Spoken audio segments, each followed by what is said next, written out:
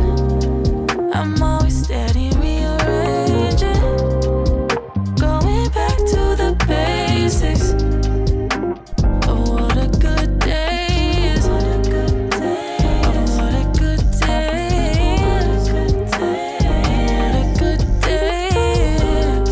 And that's exactly what today is.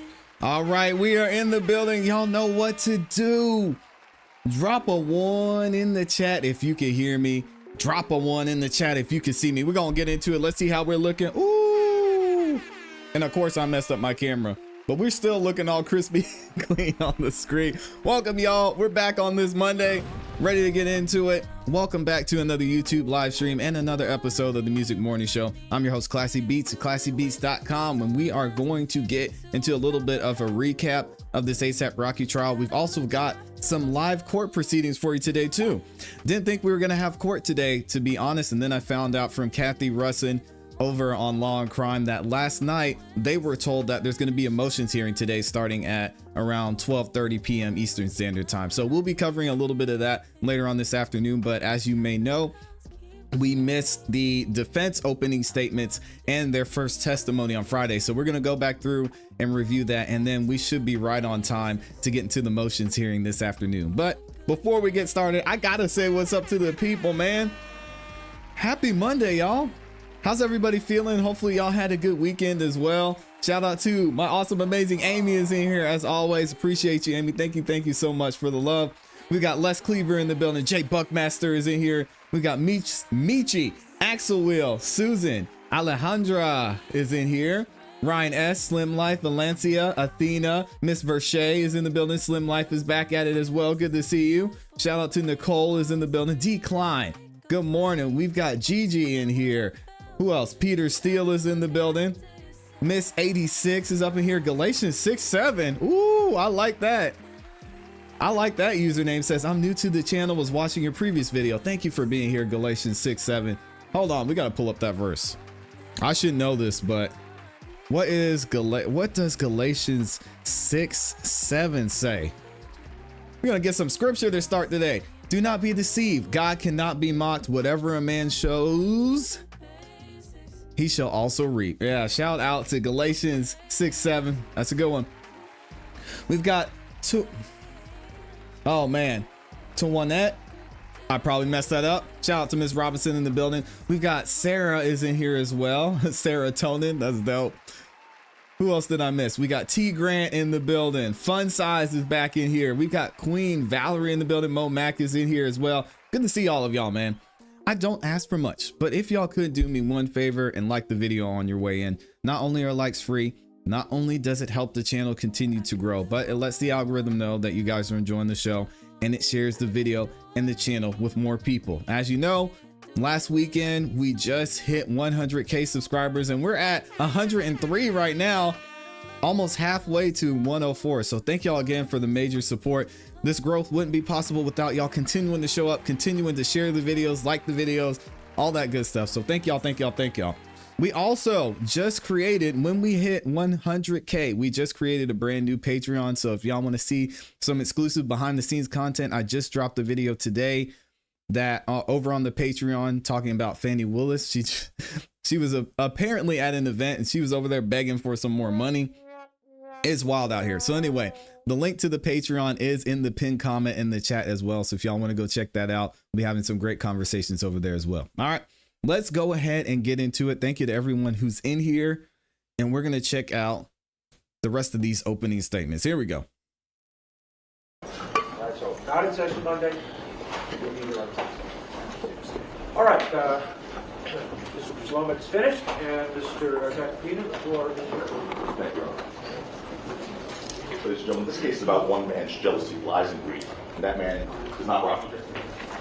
That man's Terrell Efron, or you've heard the name Relly. He is the source of all the evidence in this case, all of it. That the prosecution is going to rely on, he's the source of all the evidence. Yeah, and let me know if the sound is good, y'all. Basically, we've got Joe Tacopina is in here. That is ASAP Rocky's attorney. He's talking about Relly giving his opening statements. He's saying all of the evidence in this case and everything that the prosecution has weighs heavily on what Relly said and what Relly did, even in the instance with the shell cases. But we'll get into that in a second. The two assaults you're going to hear about in this case were both committed by this Relly. Both. Okay. All the evidence comes through his mouth. Every single piece of evidence for you to decide these charges comes through his mouth. This case rises or falls on his credibility. The videos you saw, without his testimony, proves absolutely nothing. You need to believe his testimony and his version of events from the video for these charges to be proven. The last thing the district attorney said on his opening statement to you was, don't leave your common sense at the door, or use your common sense, something like that.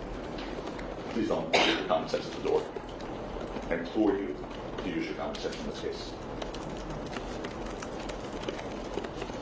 Look, I will address the credibility of Relly in great detail later, what the evidence will show. But first, let me begin explaining the purpose of an opening statement, what we do here. Opening statements are really lawyers giving you a preview of how we believe the evidence is going to show you, come in. That's true. How will unfold in this case. But it's more than that, actually.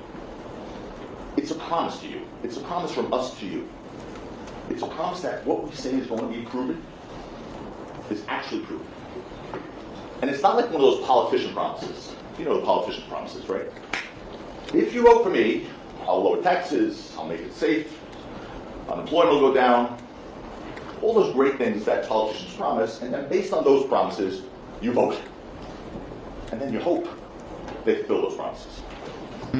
Not here. Here, both sides make promises to you right now. You get to see if you fulfill those promises, and then you vote. That's the difference. Ladies and gentlemen, you represent the state of California, the people of the state of California. It's an awesome burden. And there's no greater service a citizen of this country can do than serve in the military or do what you're being asked to do right now. Stand in judgment of another person in a matter of such great importance. It's an incredible burden to bear. But that's why the 16 of you were chosen. There were 106 people here. You made the cut because you all, and even the alternates, assured us that you could carry out that burden fairly, impartially, without a bias, without a closed mind. Listen to the evidence carefully before rendering your decision, you promised. And to base your decision only on the evidence, not some preconceived notions stemming from the nature of this case or what you may have read or heard. This is entirely arguable. But just on facts. and to abide by the basic tenets of our Constitution. Proof beyond a reasonable doubt and a presumption of innocence. And then not Did he just object, man? This prosecutor,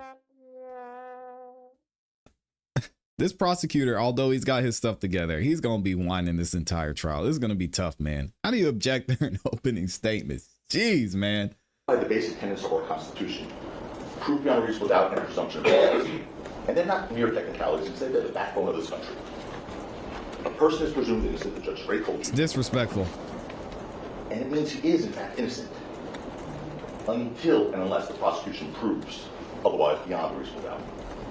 A reasonable doubt, the judge will give you the law later at the end of the case. But it's a doubt that causes you to hesitate in a matter of importance in your own life. I submit to you the decision you make in this case, at the end, will be the most important decision in the life of Ranking Mayors.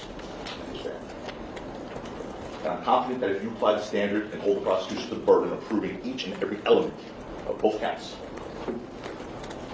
beyond that doubt, it's a reasonable doubt, this will work out. And that's why the 16 was one jurors. Look, this is serious business, and I just want to tell you one last thing before we dive in. I just think some jurors, some people when they become jurors forget. No one here is going to, both sides are not going to ask you to do anything you don't do in your everyday life.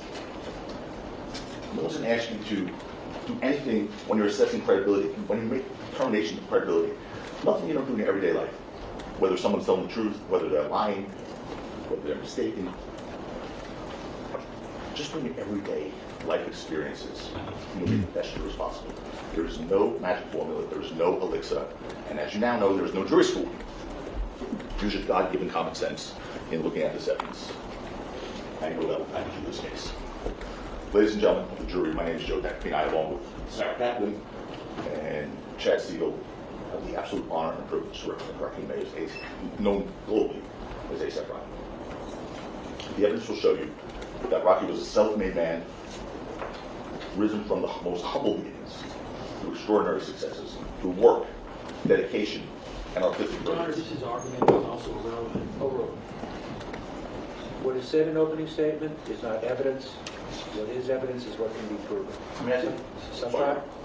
Sometimes things are said in opening statement that cannot be proven, that are not proven. Exactly. They are. It's not that complicated. Stop crying. Remember my promises, I'll remember theirs. When we talk in a few weeks on closing statements. I remember the DA put up a slide in the opening. It's from Harlem, a picture of him and Rihanna. Talked about when he was a teenager. I wanted the same thing. You'll hear he was born in Harlem, like they said. He was raised in poverty. Your Honor, You'll hear that same, Your Honor, the same objection. Overruled. You hear about his upbringing, his mother and his siblings, and how he overcame. Overcame with hard work, with dedication, and with talent.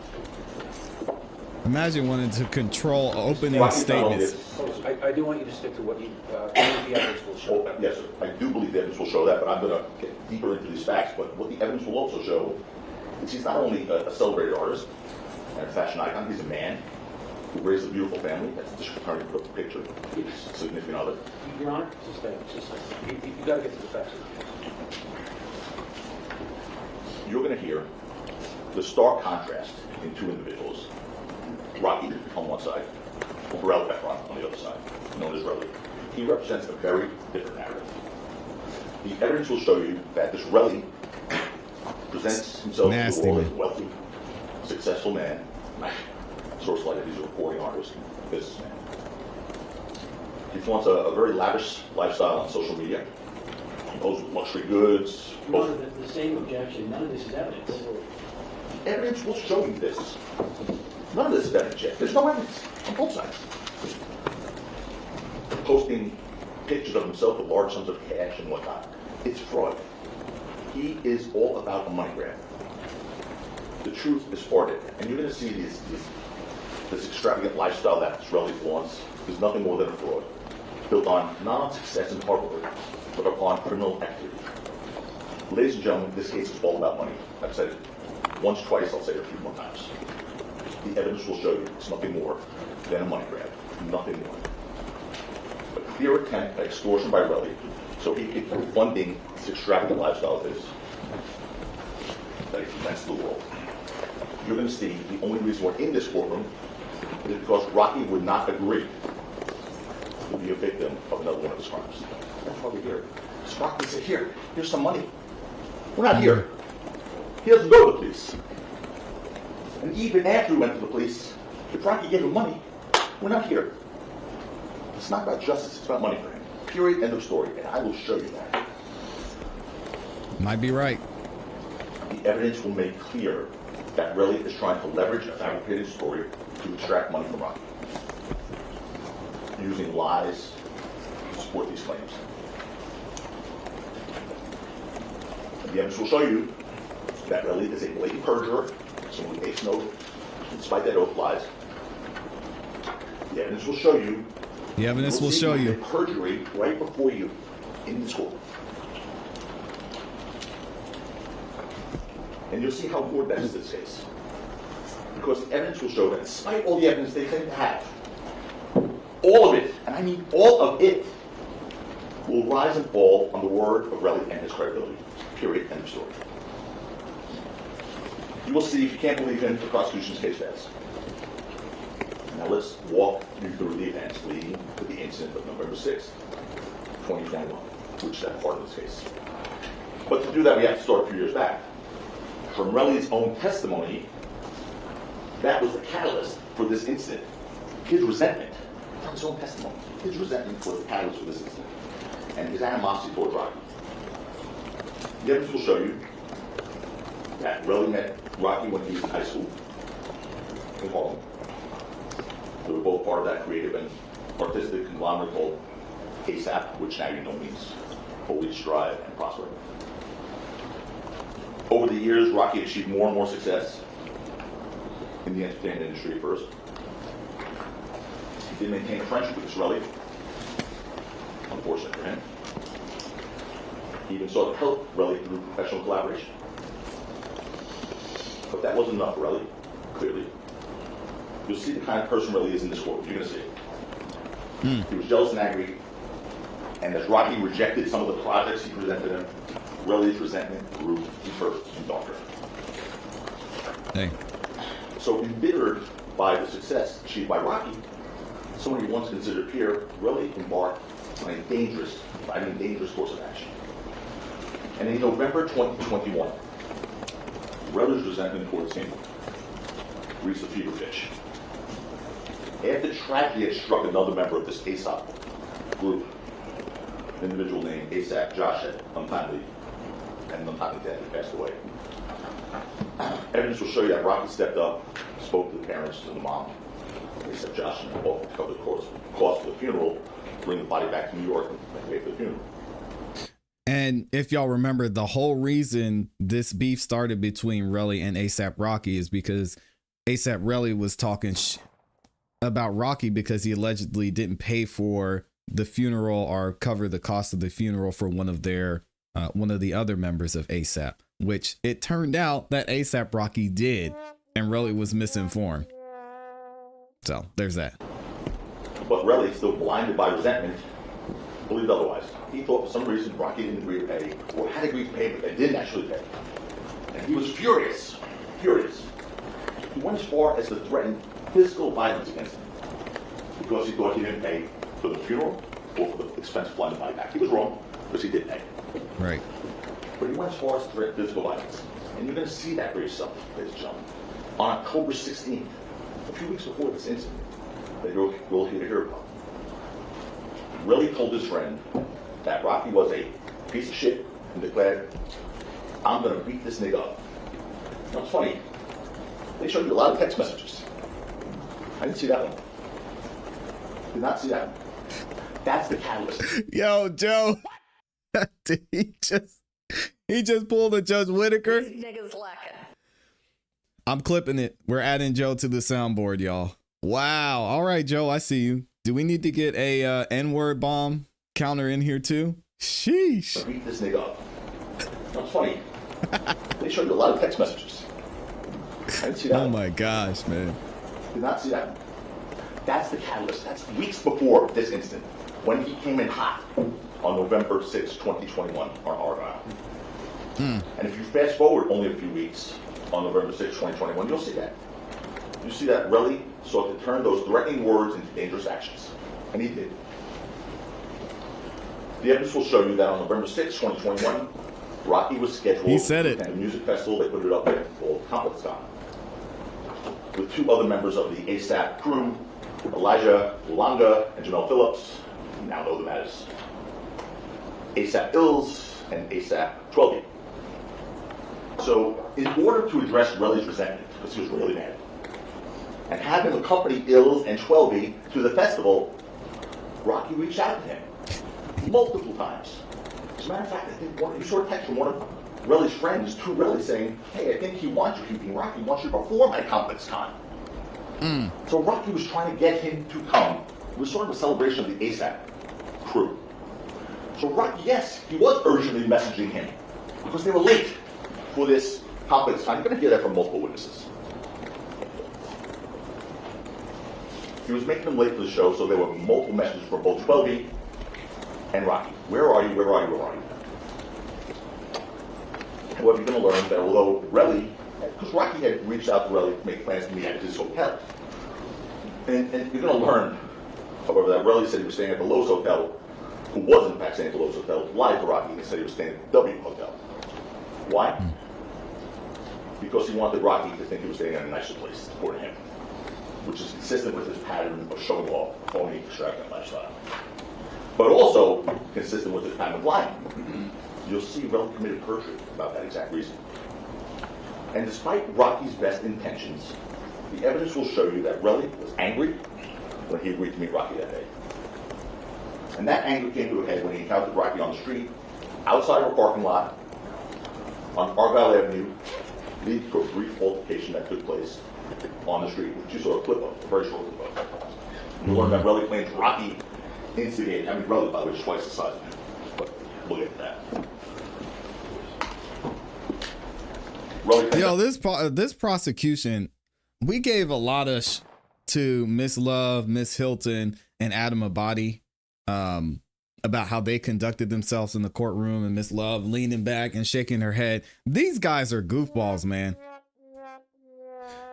You're leaning back in your chair, laughing. This dude's looking around. Like, what is his problem? Have some professionalism at least. What is he doing? That Rocky instigated the altercation. It's embarrassing. But the evidence will show you it was Relly who was the one looking for a fight. And you'll hear about Relly's day in the hours before meeting Rocky. You'll hear what happened that day. In front of the jury. You'll hear Relly's claim that Rocky pressed a gun through his stomach, to his chest, and his head. But the evidence, the independent evidence, the stuff that you don't need Relly's word for, we'll show you otherwise. Fortunately, the video evidence from the parking garage captured the incident. Yeah. And that was a lot. That's crazy. Big story about that. The video will also show you who the real aggressor was here. It shows you that Relly approached Rocky and reached out first. It was Relly who made the first physical contact. It's true. He did. The DA said that Rocky was the aggressor.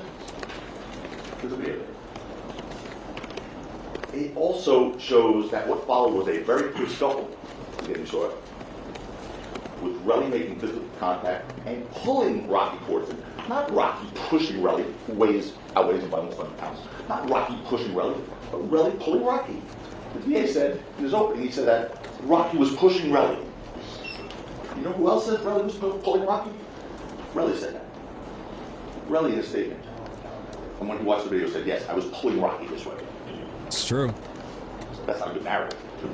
So they just changed that. But Relly has made statements about this incident. And they're stuck with those. It shows the incident was over in a matter of seconds, this videotape. And despite Relly's exaggerated claims that there was no evidence that a gun was pressed against his stomach, directed at his chest, or pointed at his head. There's none. This didn't happen. Instead, the evidence shows that Relly, again, physically much larger than Rocky, was the antagonizer here. Yeah. Now, all that being said, I do need to pause here for a second. I need to pause here for a second and address the very thing that serves as the basis for Relly's fabricated story.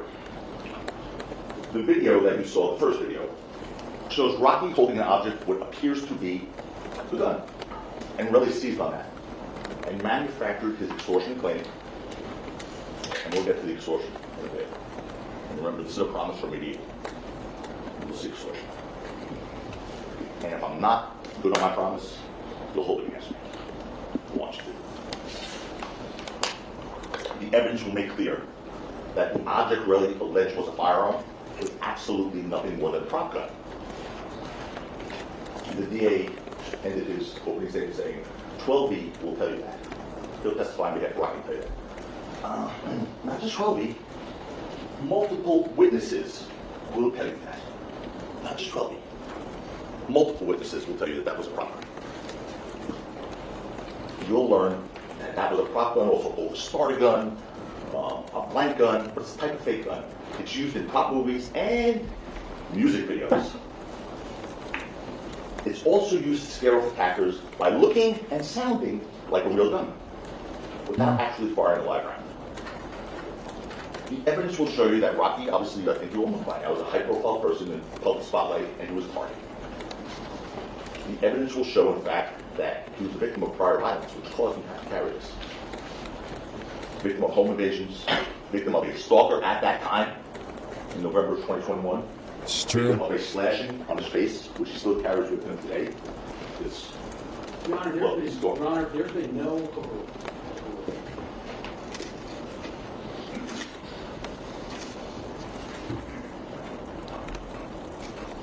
Come on, Your Honor.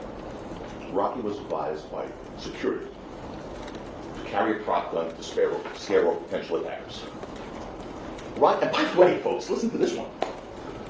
Rocky was licensed to possess firearms and licensed to carry firearms in November of 2021. He was licensed by the state of California. He could have legally had his own firearm.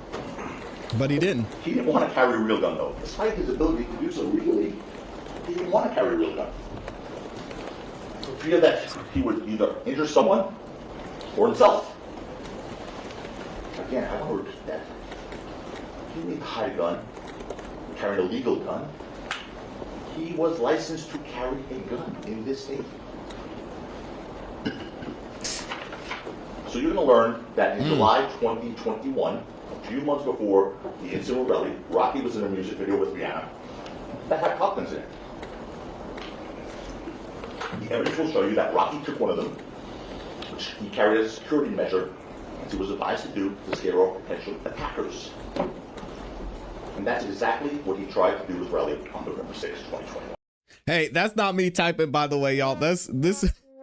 Shout out to Law and Crime. Y'all go subscribe to their channel. But whoever is sitting next to the person recording this in the courtroom, either they're typing like crazy or something. So it's not me. It's not me typing. All right. Don't put that on me. It's not. See? Unfortunately, you hear that Relly was not to be deterred, not scared, because Relly knew that that gun wasn't real. There will be evidence to that effect. And all of Rocky's friends knew that Rocky carried a prop gun for safety. All of them.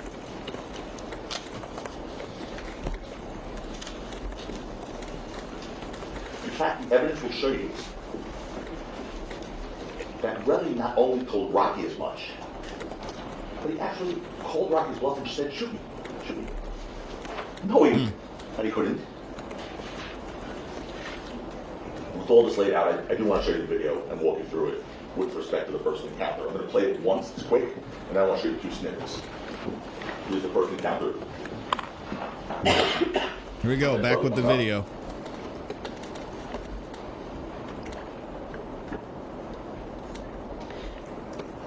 You can clearly see Relly pushing.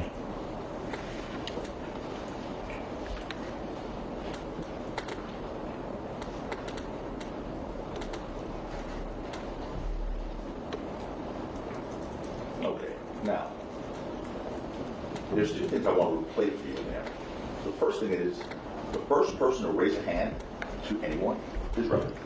You're going to see when he comes up, initially that's him, you all agree, in those black pants coming up. First person in the video, see he goes with his left hand. He raises his hand first. Play that one snippet, please. Boom. Do it again. Boom.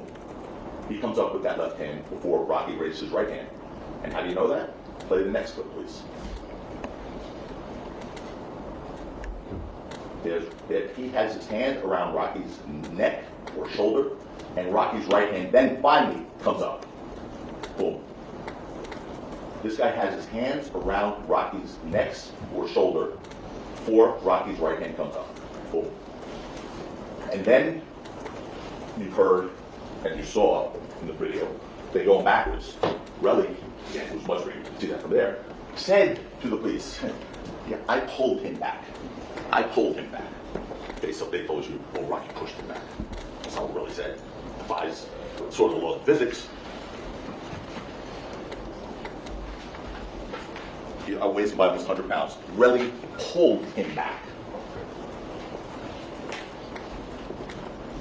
And by the way, all the gun pointing to the head, chest, pressed against the stomach would have had to have happened within seconds of that video with that kid Ills in between them. Seconds. You saw none of that on the video. And the second encounter, after that brief altercation by the parking garage, Relly was angry and out of control still. And he wouldn't stop. The evidence will show you that those three guys, Rocky, Ills, and Schwelby, walked away. They walked away. There was a map put up here. I don't have one of those, but it was nice. It was a map showing where the first thing happened, and then there was a block, and then a walk around the block where the second thing happened. That guy followed them around two corners. Pursuing them. He hadn't had enough, apparently. They were walking away from him, trying to get away from him. He pursued them around two corners. And the evidence will show you that those guys, Rocky, Ills, and Schwelby, tried to get away from him. They tried. You'll hear that, although Relly claimed that Rocky had a real gun, now, Relly not only continued to follow the guy with a real gun, but he followed and yelled at them, and berated them, and told the Ills, you're a crackhead. And told Schwelby, you live in the projects. You're not successful like me. And told Rocky, you're a bitch. So the guy who supposedly pulled a real gun on him, and now apparently someone else has a knife too, and they're running away from him, he's chasing them, antagonizing them. Makes no sense. Bragging about his own successes. You'll listen to Relly's story about that, ladies and gentlemen. You get to assess the credibility. Because it will continue to unravel. The story will continue to unravel. Even the police questioned him.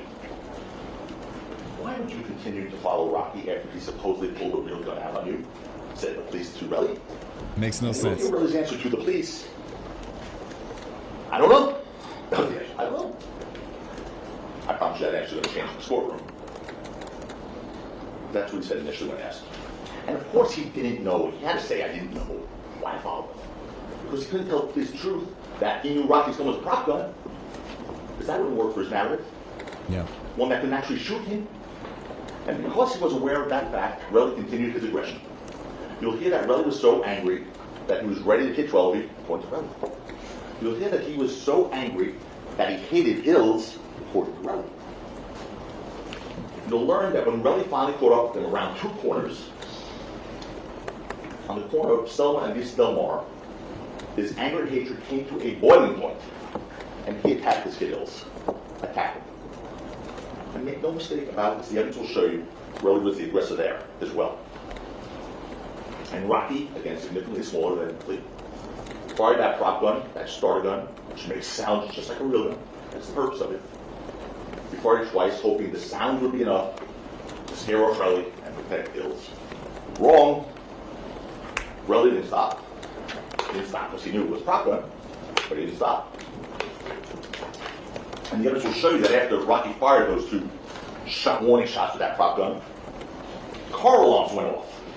Because there was that big parking lot right there where they were. Car alarms went off. I'm sorry that you guys are here. It's hard to look everywhere. So Schwelby, being sort of sound mind, told Rocky, hey, listen, man, get out of here. car alarms are going off now. People are going to start coming. Rocky obviously is a public figure, and now people are going to have their attention drawn to this. Get out of here. Rocky listened. He persuaded Rocky to leave the scene. 12E said, I'll check on Hills, because Hills was having a rough go of it. Hills is smaller than Rocky. And really was pummeling. You're going to hear about how Hills' face looked after this encounter. It was a hot mess. So you'll hear a different story from Relly. He claims, like I heard, he claims he grabbed him, Hills, as a human shield. A human shield. Funny, Hills didn't get shot. But he was a human shield. Evidence will show you that's just another lie. It's another lie. The evidence will show you that. You'll see that Relly knew the cop couldn't hurt him, first of all. Second, you're going to see that Relly wasn't hiding behind Ills or under Ills. In fact, in the video, if you look carefully, we'll show you, you'll see that Relly's on top of Ills as they're on the floor, on top of him, punching. And even after Rocky left the scene, that's important. Even after Rocky left the scene and ran, the evidence will show you that Relly continued to attack Ills. A witness will walk you through that.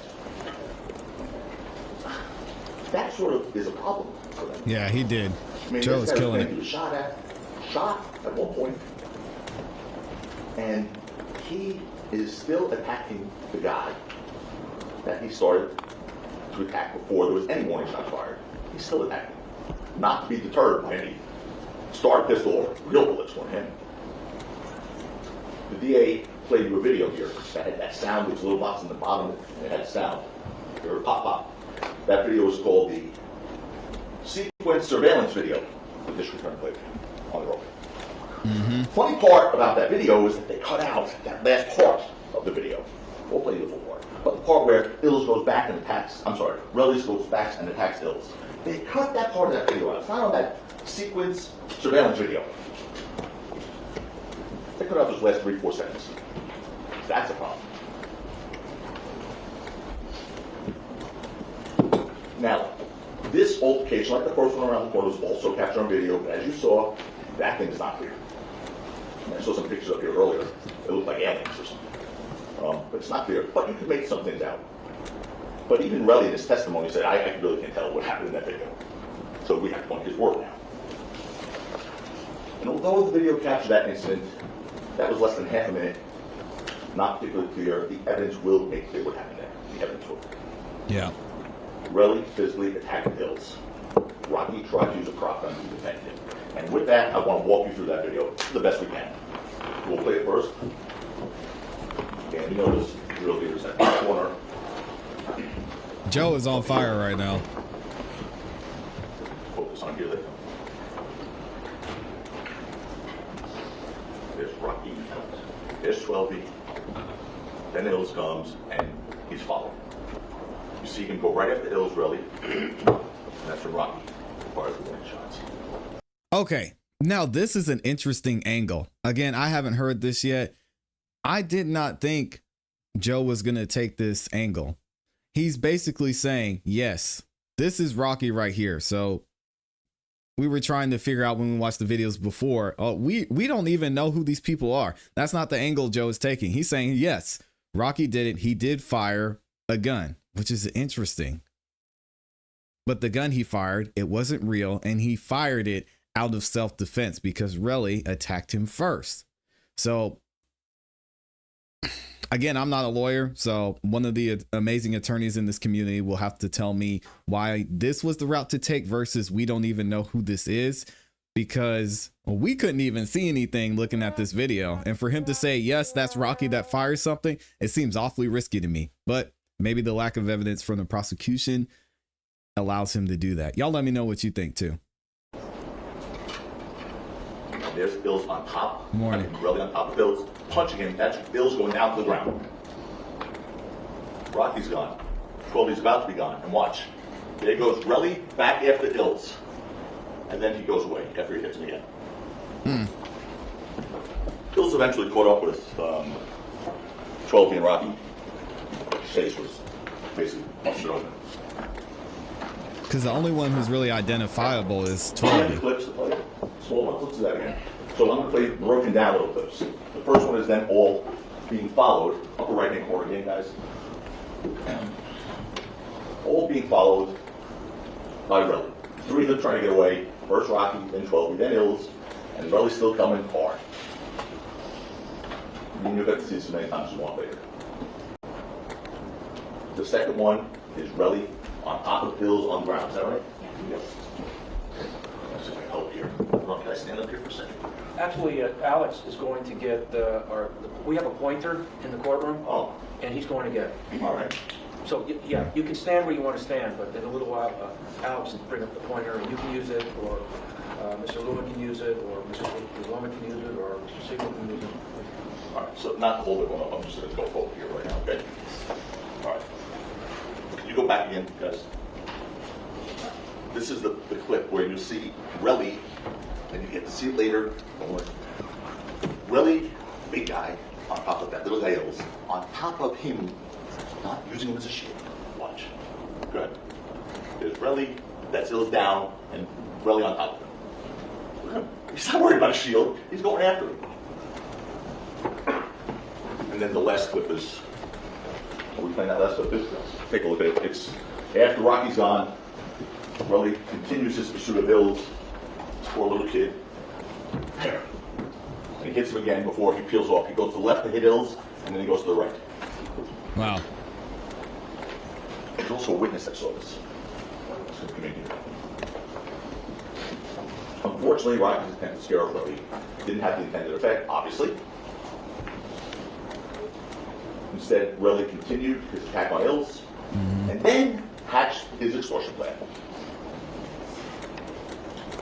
What you'll learn is that Relly returned to that scene an hour later. He returned to the scene an hour later. And he attempted to fabricate evidence, ladies and gentlemen. This is some offensive stuff. Here we go. It's going to be crystal clear to you. He attempted to fabricate evidence. You hear Relly's claim that he came back to the area an hour later with his girlfriend, Lydia Parker, and that while they were there, he quickly found 2 shell casings on Rocky Fire right there. He picked them up, and he found them. And Come then on, he man. videotaped them. An hour later. You will see that story fall apart so hard. Why?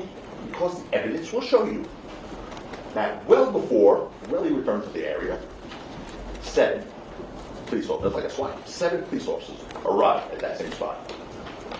Guess what they They found? responded to the scene and carefully searched every inch of that area. I could not believe what I heard on the opening statement. Oh, the police didn't know where to look. Police searched the exact same spot where Relly claims he picked up the bullets. Not close to it, not near it, the exact same spot. Thank God there's videotapes. There's a body cam from the police where they were searching. And there's that surveillance video that you see here that captures Relly coming back an hour later. Exact same spot. So, we're playing it now? Go ahead. What's that? Yikes. What we're showing. Show me. So this is where the police are. Not looking great for the prosecution right now.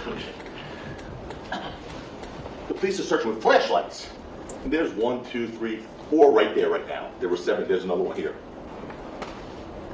This is where the alleged tussling was with Relly and Ills. Rocky's here. 12's here. Here's the corner they came around. So this is where the shots. Yeah. Very high tech, Your Honor. This is where the shots were. Like, easy on screen. This is where the shots were discharged according to Relly, right here. Okay, right here. Look at where they're searching. This is where Relly, as he comes back an hour later and picks it up. And here's the landmark. Look, this is the corner that they all came around, right here. And this is where it all started. And here, there's that opening right here. See this big orange, red, whatever this thing is here? Look at the picture below. Okay. That thing there is that thing here. That opening here, this is a big orange thing. And you can't really see this well here. You'll be able to take these with you later. This is that orange thing. Go back up again, guys. down to the other one. There's that orange thing directly across a few feet there is where they're searching. Go down. Directly across a few feet there is where they're searching. You know what that is? That's really an hour later. According to the police, they captured that surveillance video. That's him an hour later, coming back to retrieve the bullets in the exact same spot at the Crazy. The cops were searching with flashlight. And the cops weren't there looking for, they didn't know what. The cops were there looking for shell casings because they were called in for shots fired. So, what the police officers searching that scene found were no shell casings, no bullet fragments anywhere, and they were there. 7 officers with flashlights searching everywhere. No shell casings, no bullet fragments, no damaged property. Understand, there was a parking lot filled with cars right across from where this alleged shooting was, or real was, right? Not a window broken, a tire popped, a dent in a piece of metal. No damage to any vehicle at all. This is good. No sign of a real gun being fired, as one of the police officers on the scene said. I repeat that. One of the police officers on the scene said, there's no evidence of a gun being fired. But still, they're going to ask you to believe Relly, who miraculously found them in the dark an hour later after 7 trained officers with searchlights in the same exact spot. Couldn't find them. So much for the officers didn't know where to look. They were right in the same spot. So, for that matter, although Relly is going to claim his girlfriend was there with him, because that gives a corroborating witness that can back his story up, right? When he found those shell casings an hour later, the video evidence in this case will show otherwise. That she wasn't with him, unless she's a ghost. That she wasn't with him. Thank God for those surveillance videos. So what did Relly first do with the videos he made of the shell casings? Did he go to the police? No, he didn't contact the police. Instead, he sent them to Rocky and Rocky's manager. What? And said, I'm going to be rich. That was his first thought. I'm going to be rich. Yo, I did not realize. Relly's an idiot, man. So he sent them a picture of the shell casings and was like, you're busted now. Watch this. What a dummy. I mean, here's someone who basically claims he was shot. That was the initial story, shot. That's crazy. Yo. He miraculously recovered the evidence from the crime scene that the police could find. And he'd go to the police. His first thought was, I'm going to be rich. Well, the evidence will show you that Relly committed perjury without those messages. He actually texted Insane. the message meaning, I'm going to be rich. He said, I'm going to be itch at one point. But he said, oh, I didn't mean rich when I said itch. I meant irritable. Because itch and irritable is not very close. I mean, when you type in itch, sometimes it's both itch and irritable. It's just one lie after the other. He testified at an early hearing in this case, under oath. And you'll learn shortly after sending those messages to Rocky and his business manager, you're going to learn that Relly sent another message to his business partner, to Relly's business partner, saying, I want to get this nigga's money. That's what was on his mind, not his near-death experience. He said it again. Oh my God, how did he even survive that scrape on his knuckles? Not running to the police to arrest the culprit. No. Texting everyone, I'm going to get rich, I'm going to get his money. That's all he cared about. The evidence will show you that Relly fabricated these shell casings in order to extort Rocky. Right from the outset. Right from the get-go. And why did he think he could get away with that? Why? Because Relly didn't know that the police had already returned within minutes of the sound of the incidents there and searched the scene. He didn't know that. And of course, they didn't find anything. We talked about that already. There was no actual shooting because there was no real gun. There was no evidence of a shooting because there was no real gun. And that's why that same night, in response to Relly's text to Rocky, Rocky texts him, if I shot you, go to the police. Exactly. They didn't show you that text, though. Showed you a bunch of texts between Relly and Rocky that night. They didn't show you that text. Rocky saying, go to the police. Yeah, because someone who really shoots someone and is guilty said, yeah, go to the police. Rocky texted him at that night.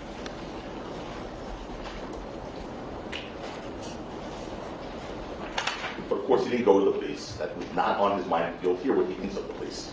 Nah, he was trying to get paid. That's After crazy. his immediate efforts to extort Rocky failed because he just wanted to get rich. He wanted to get that, need his money, as he said. When it didn't work, he said, okay, you better go get a civil lawyer. After he tried on his own to get the money, let me go get a civil lawyer to try and get money out of Rocky. And you'll hear that because the civil lawyer would only take his case if he went to the police. Relly then went to the police 2 days later. 2 days after the incident, he finally goes to the police. Yo, so Relly was trying to extort him? Dang.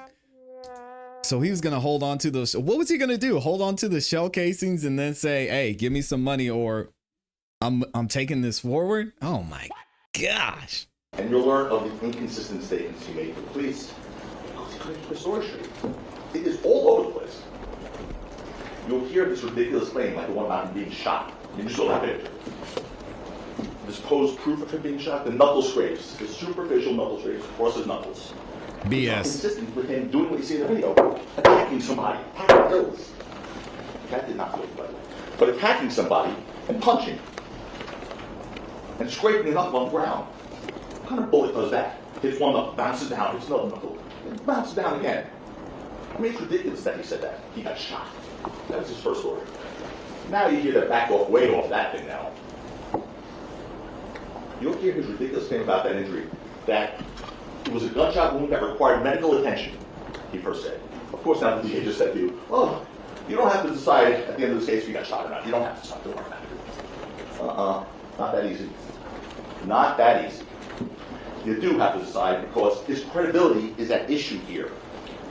You have to decide if he was lying, if he was embellishing, if he was making up a story to get money. So if he says he got shot, and you find he didn't get shot, you do have to decide that. Relly at this very moment has a civil lawsuit against Rocky, seeking millions of dollars. Ready? $30 million for the knuckle scrape. $30 million. 30 M's. Woo. Oh, he also claims that he has a permanent disability from the knuckle scrape.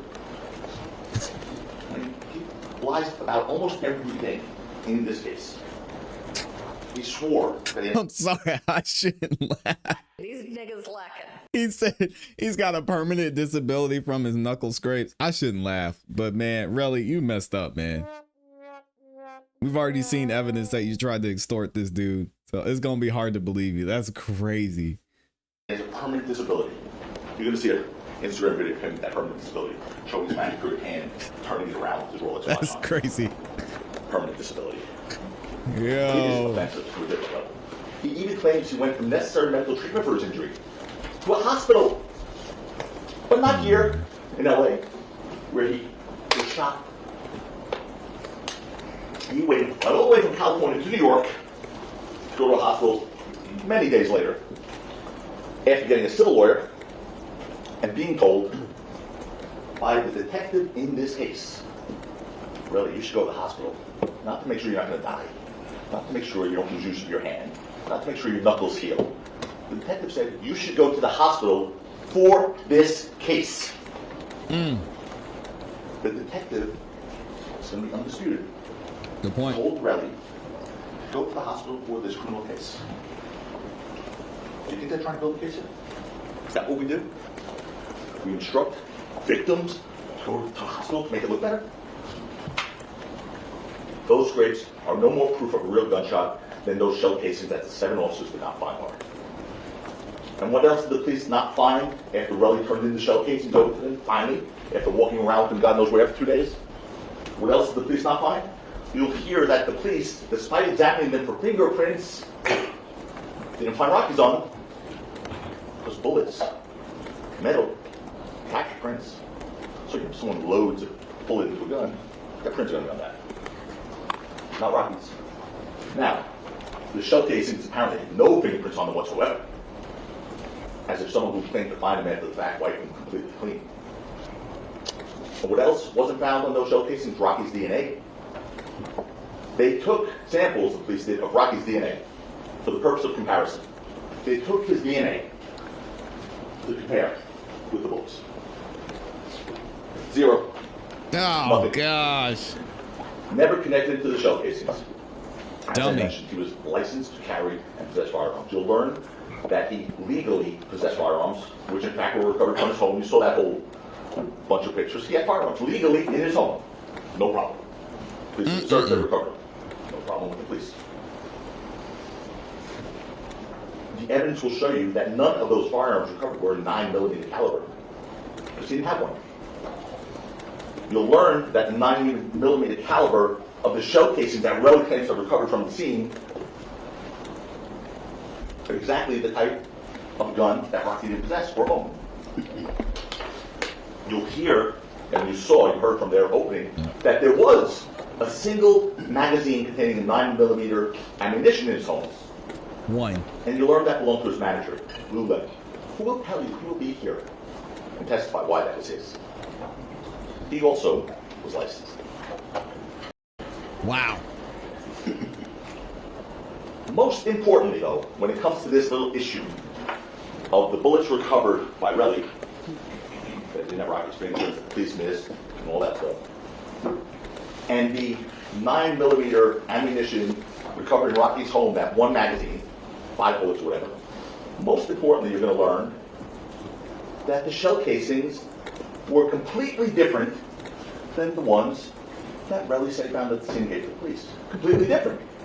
You'll learn that the 9mm ammunition in Rocky's home was a brand called Sig Sauer, and the Relly shell casings that he claims to have found at the scene, that the police missed, were a brand called Federal. I'm going to show you the difference. I'm going to show you the pictures.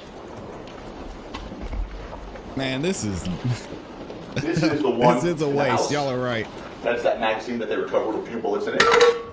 That was Lou Evans. This says Sig. Whoa. I can't see nothing now, so can you zoom back a little bit? SIG SAUGER or something like that. Sour. What's this? How was it say? Luger. What? Luger. Sig. SIG. Sig Luger. The ones at the scene are these from Relly.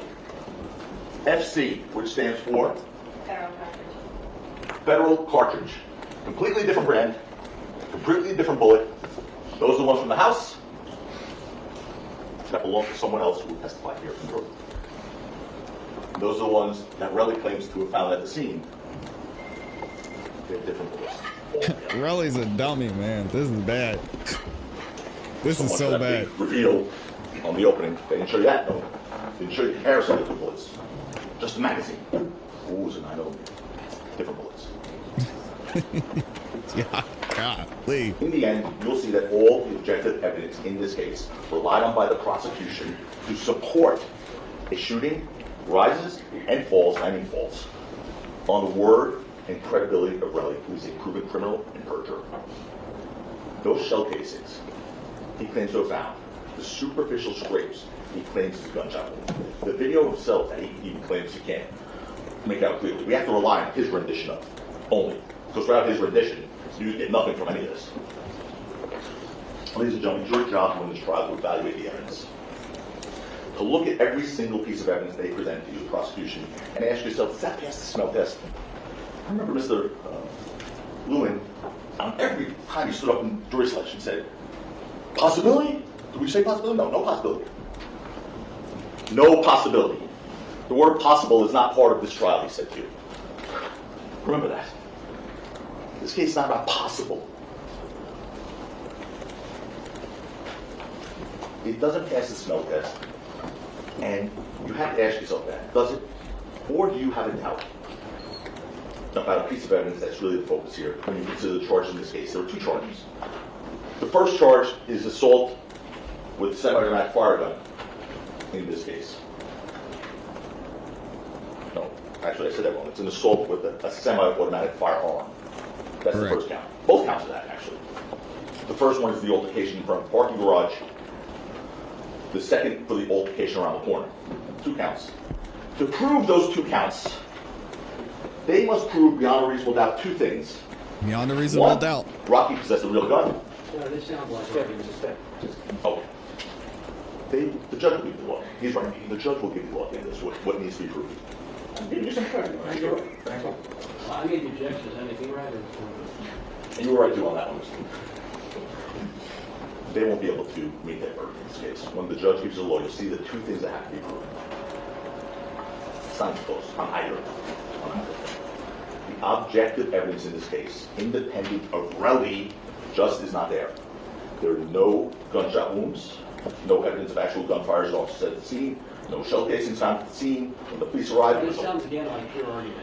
evidence will show you there was no property damage, no fingerprints, no DNA linking Rocky to anything. And that's because what Rocky had was a prop gun. Either that, or he was the luckiest man to ever walk the face of this earth. What is real in this case wasn't a gun, but Relly's attempt to extort Rocky. That is That's what it sounds like. out of millions of dollars and using this criminal case as a windfall in his civil one. And folks, and going back to what I first said to you, my promise, it's a promise to you. And I wouldn't be doing this so emphatically if I weren't sure. That's all I need to see properly. You will see, the evidence will show you hard evidence of an extortion in this case and perjury to try and cover it up. Hard evidence of an extortion in this case, the evidence will show you, and perjury to try to cover it up. The evidence will show you Relly's understanding in that regard, that if Rocky's found guilty here, he automatically has liability in a civil case and gets money. Lots of No, money. that's absolutely proper. But intriguing and Listen, understand. counsel continues to Stop. debate whatever. Stop. objection- No speaking objections. Stop. Disregard anything about the consequences of whether Oh, here we go with the disregards. Mr. Mayers is or is not convicted in this case. The consequences have no bearing on any decision that you have to make, and you're going to be given a jury instruction to that effect. Thank you. Oh man, I think Joe's gonna get in trouble for that. As he brought up the lawsuit and how that was used for Relly to push this forward. Yeah, that's kind of not a great look, Joe. He's probably gonna get in trouble for that. Anyway, it's been Relly's endgame from the start. You're going to hear some of the absolute That's worst crazy. things come out of his mouth when it comes to this case, this criminal case, and how much he truly cares about this case and what he's willing to do to this case for money. Ladies and gentlemen, when this case is over, you'll see that Rocky Mayers pays up Rocky's innocent. He's not only not guilty, he's innocent. And when we stand up here for our closing arguments in a couple of weeks, we'll talk about how the evidence shaped up. Yeah. You'll see that for Relly was never about justice ever. It's about a man seeking a profit from a fabricated narrative, using false. Read that. It's about a man seeking profit from a fabricated narrative. It's our... Overall, The evidence will show you that Rocky has absolutely nothing to hide here. He's a man, evidence will show you he's a man who built success through passion, found in hard work. He stands in stark contrast to this note. He will see Kate stand next week and lie to you over and over again, trying to destroy Rocky for his own financial gain. He's a parasite who wants you to help him get his pick. Ladies and gentlemen, at the end of this case, after all you've seen and heard, all the evidence and cross-examination, all the things I promised you today, I will ask at your hands for a verdict of not guilty for Rocky Mayers. It's the only verdict consistent with justice. It is the only verdict consistent with fairness. Thank you. All right, folks, I want to take a 10-minute break, and I want counsel. Wow. Folks, please be outside the courtroom doors at 10 minutes before. wow. What do y'all think? Opening statements from the defense. I'm not gonna lie. The prosecution's case is looking like Swiss cheese right now. Absolutely Swiss cheese. And then all the objections, Joe was just letting them bounce off his back and he kept rolling with it. Excellent, excellent, excellent opening statements. Y'all let me know how you feel about it though in the comments and in the chat. That was something to watch. Wow. In a second here, we're going to get into the first witness. They actually called the first witness on Friday. Again, if y'all haven't seen that yet, we're going to get into it. And then shortly we'll be live in court today where we'll be going through a couple of motions that were filed and reviewing that. Let me read some of these super chats that are in here too. Shout out to everyone who's in here.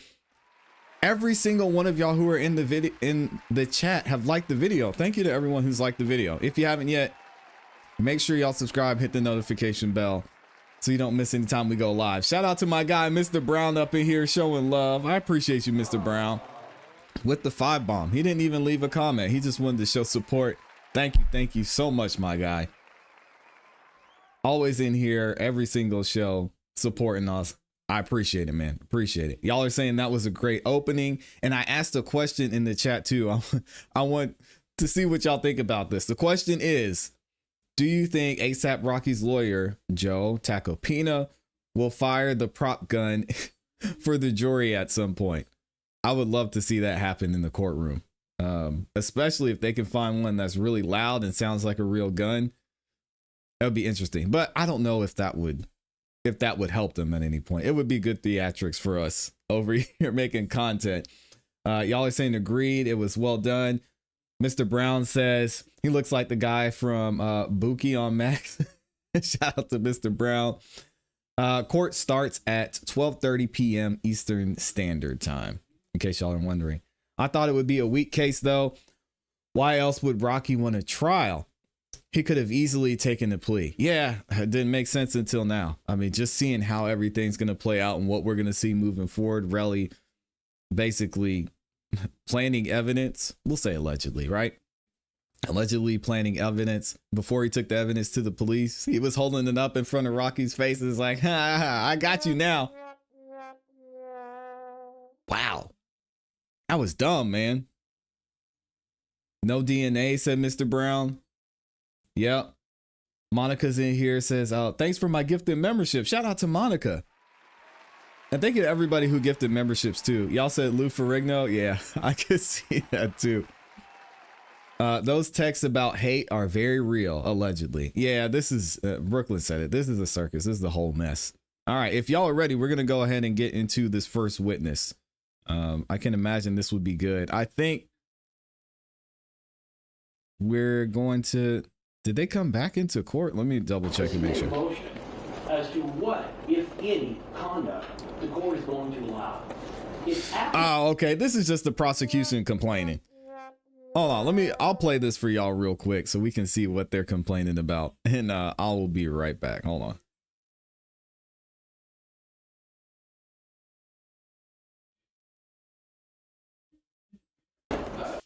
Explaining to me why you are making the objection. If you make an objection, I know why.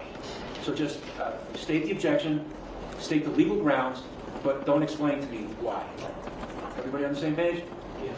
Okay, all right. What? Does it relate to his opening statement? It does.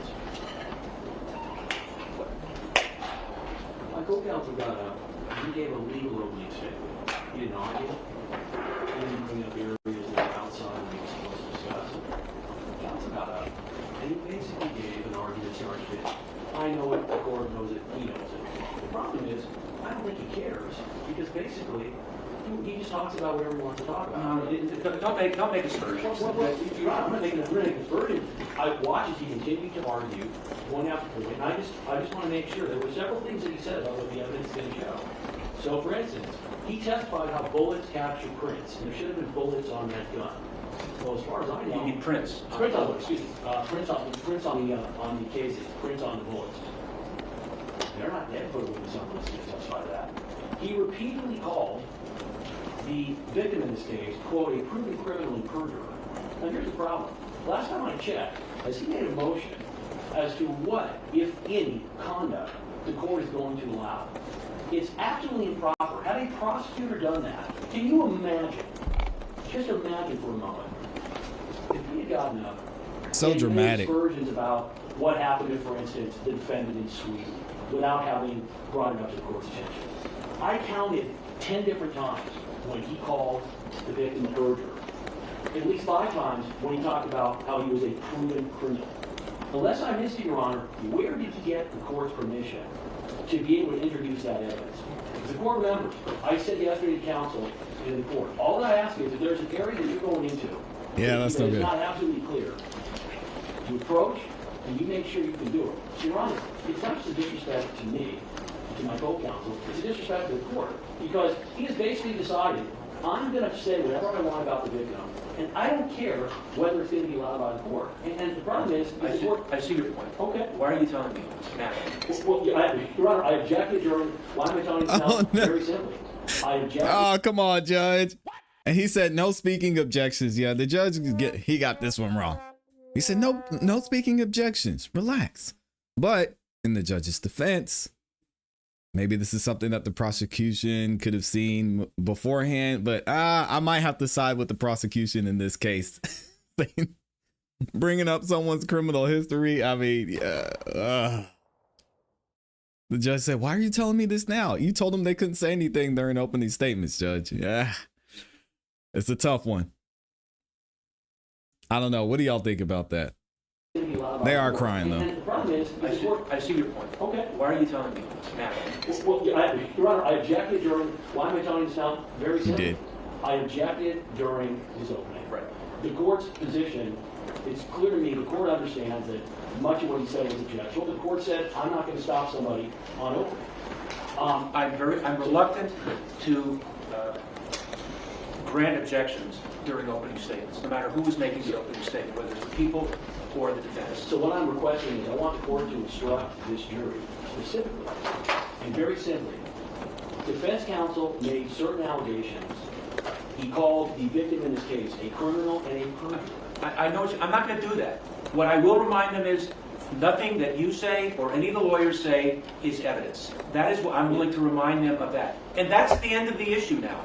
Once the witnesses testify, if you think that there's an objectionable question, object, and if you're right, I'll sustain the objection in a hot second. Understood, Your All Honor. right, let's take a break. No. And he keeps telling Joe, no, he can't respond. He's like, no, man, I'm trying to go handle business. All right, leave me alone. Man, this is a tough one. What do y'all think about this from the judge? He basically said, I know you're allowed to object during opening statements, but I really don't like doing that. I mean, that's fine, Judge, but what's the right thing to do in this case? I mean, if Joe, which he's not perfect, if ASAP Rocky's lawyer doing something he's not supposed to be doing, whether that's during his opening statements or in the normal process of court proceedings, shouldn't you step in or allow the prosecution to step in and say, hey, this is wrong, Judge, and this is why? I mean, yeah, I agree they are a little bit sensitive, but I think the prosecution might be right on this one. What are they supposed to do? I don't know. The judge was like, nah, it's time No to go. response is necessary. Okay, all right. Oh, man. He's raising his voice. He wants lunch already. The prosecutors are sensitive down there. And Gavin Gruesome. Oh, yeah. I'm not even going to say shout out to Gavin Newsom. That guy is a mess. Let's get into this first testimony here. All right, we've got our first official witness on the stand. Police officer that responded to the scene of everything that went down in this case. So this is going to be a good one. Y'all check it out. Let me move forward a little bit. Hold on. Break before cross-examination. There we go. We're going to get another short break. All right, first witness. If that fly manages to cross... What? If that fly manages to cross near me, do I have permission to remove him from the premises?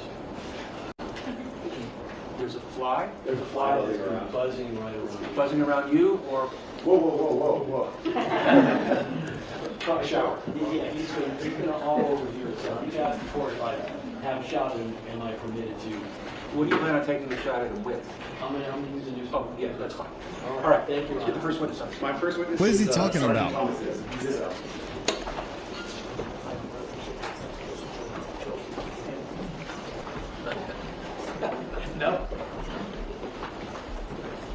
Raise your right hand, please. Thank you. You solemnly state that the testimony you may give, because not been before this court, should be the truth, the whole truth, and nothing but the truth, so help you God. I do. Thank you. Please take a seat in the witness stand there.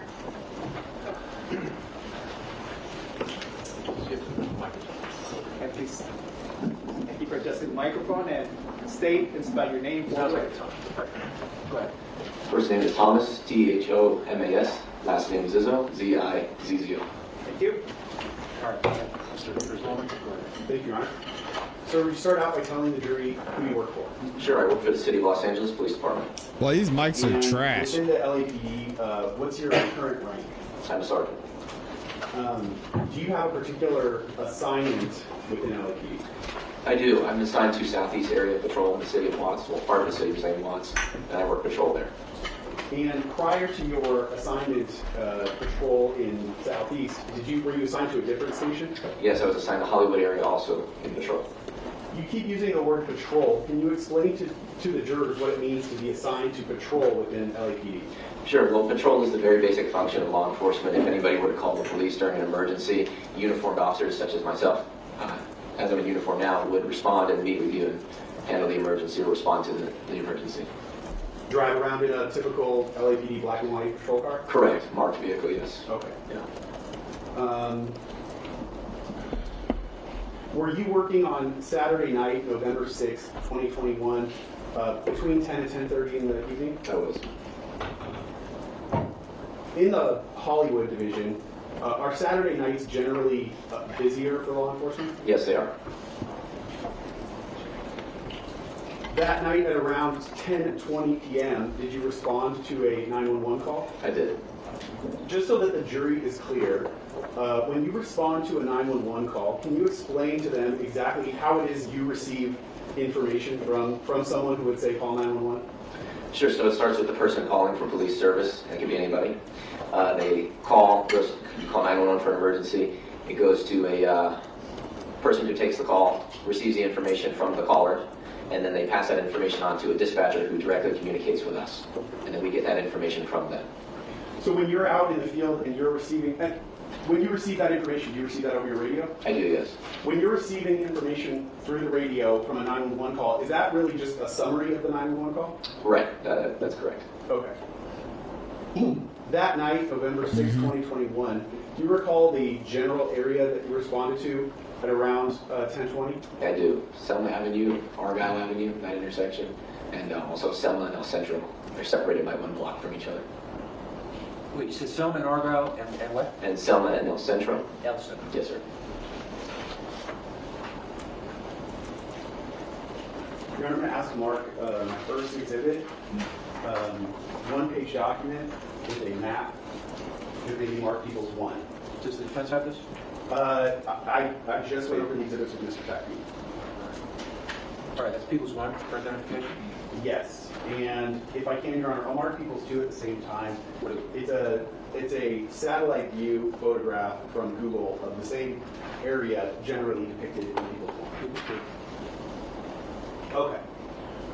Sergeant, I'm showing you what I just marked as Peoples 1. I'm going to start broadly with, do you recognize the general area that is depicted in that map? I do. Now, you said that you responded to Selma and Argyle, correct? That's correct. Do you see where that's depicted on this map? I do. Can you point that out? Sure. This intersection. Yes, that's his mom. There's a pointer there somewhere. You can use that. Easier. This intersection here. Selma being east-west, Argyle being north-south. Does the court need to describe any further because marking it? Thank you. And you said you responded to Selma and El Centro, correct? Correct. Now, I just want to point out for the record that on Peoples 1, there is an icon of a firearm just meant for representative purposes, not displaying anything specifically. Okay. Showing you Peoples 2, does this appear to be the same?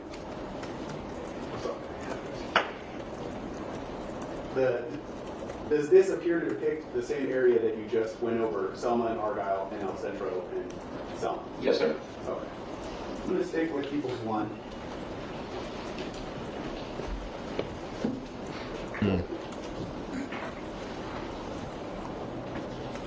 If you recall, what was the nature of the call that you initially responded to at that location? It came out as a possible shooting had occurred. Did it give any details about a particular area? It indicated Selma and Argyle. Obviously. How familiar were you with that area of Selma and Argyle? Oh, very familiar. I'd worked Hollywood several years prior to that date. And I'd be elected to ask, but I should. How long have you worked for the LAPD? It'll be 11 years this March. And do you recall Nice. how long you were at Hollywood, did you just say? About 8 years. 8 years, okay.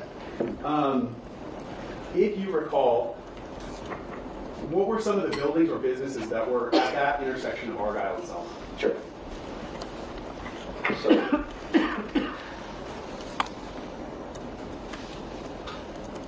at the northeast corner here, there's a hotel, a recording studio, and a nightclub here, the Argyle. And across from that on the west side is an MTA bus depot turnaround, where MTA employees take their buses in and conduct their business. On the southwest corner here of Selma and Argyle is all residential. And then southeast corner here of Selma and Argyle, this is developing residential at the time, I believe. Okay. Stick with the building where you described the bus terminal was. If you remember or recall, was there also residences above the bus depot? That's correct. And when you say residential, would that be like an apartment building? Yes. All right. And the Yeah, me either. southwest corner, that building that you described as residential, would that also have been an apartment building? Yes.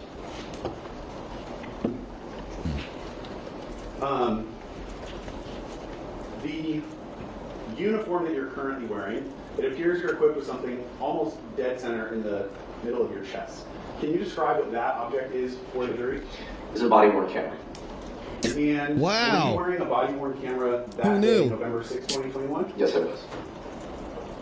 How does that camera operate? So, it's always in what we call standby mode. So, it's not actively recording, but it's recording 2 minutes of film, no audio, just film only. And at the time you activate it through this button here, this circle, it'll capture the last 2 minutes of video only, no audio, but the audio starts when you activate it. So you have a 2 minute, what we call buffer of video leading up to that activation where it's now both audio and video.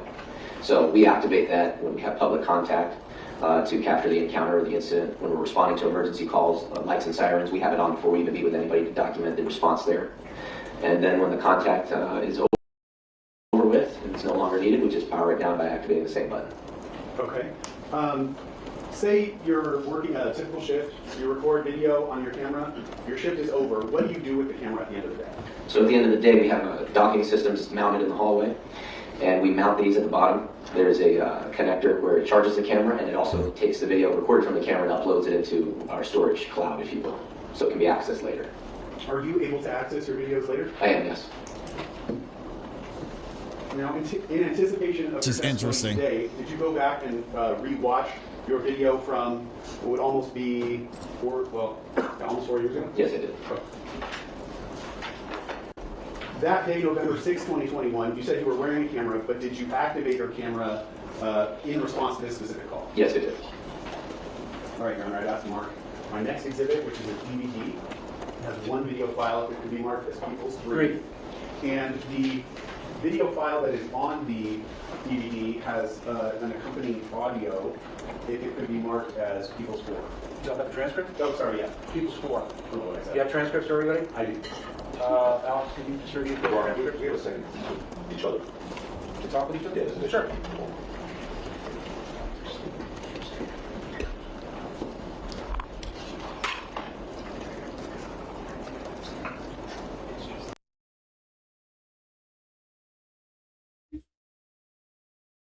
Uh-oh. Looks like they lost the feed for a second. Let's skip ahead. Hold on.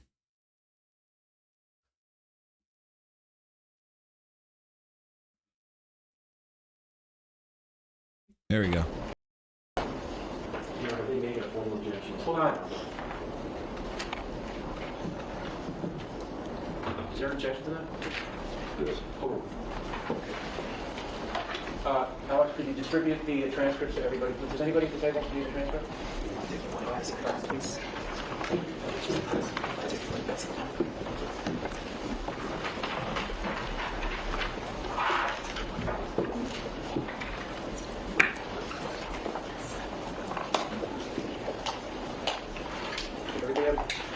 everybody in the transcript?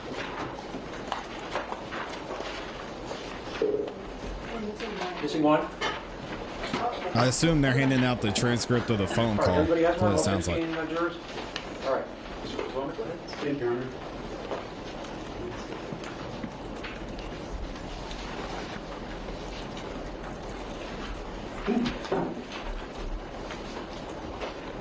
Now, Sergeant, I have the video, the sole video that's on the DVD up on my computer, and I have it paused at 2 seconds on the video player.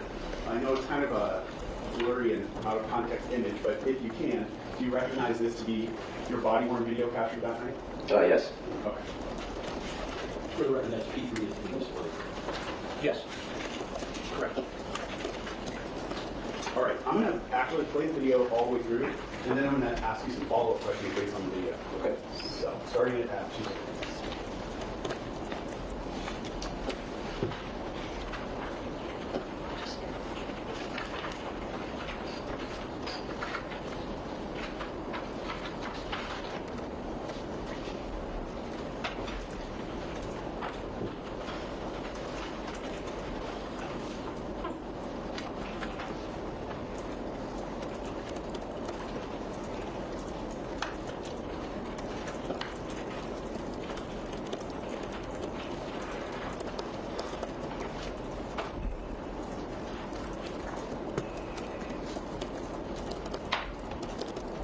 Oh, this is some riveting stuff here.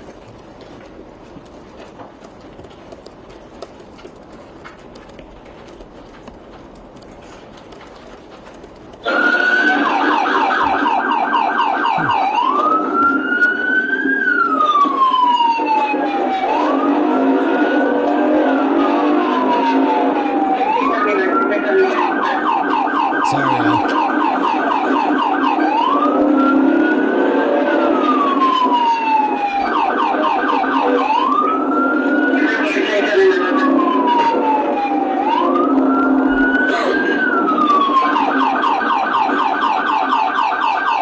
Yo, why is he driving that thing like a PlayStation controller? Is it just me? Why is he driving like that?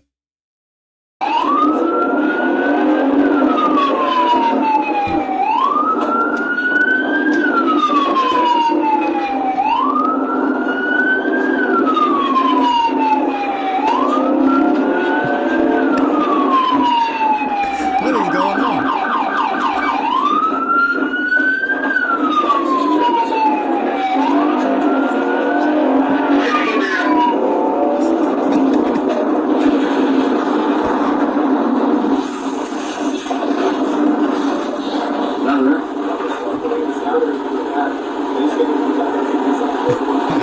Yeah, there's only one call, too.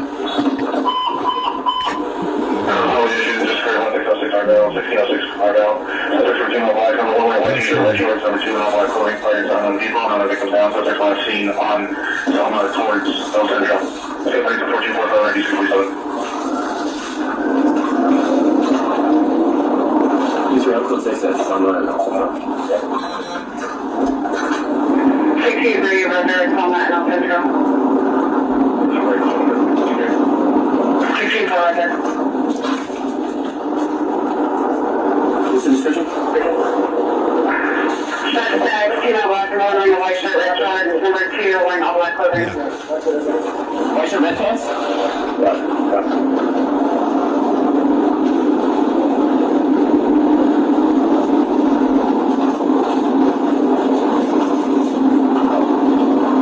Zero, just send me this, yeah. 63, Zuma.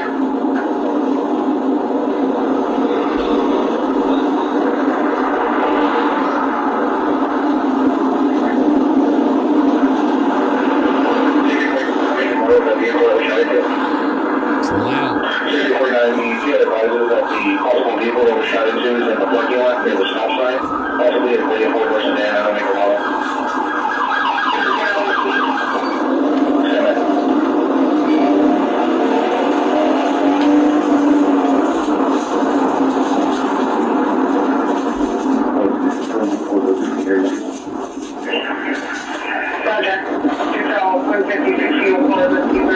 that's Donnie.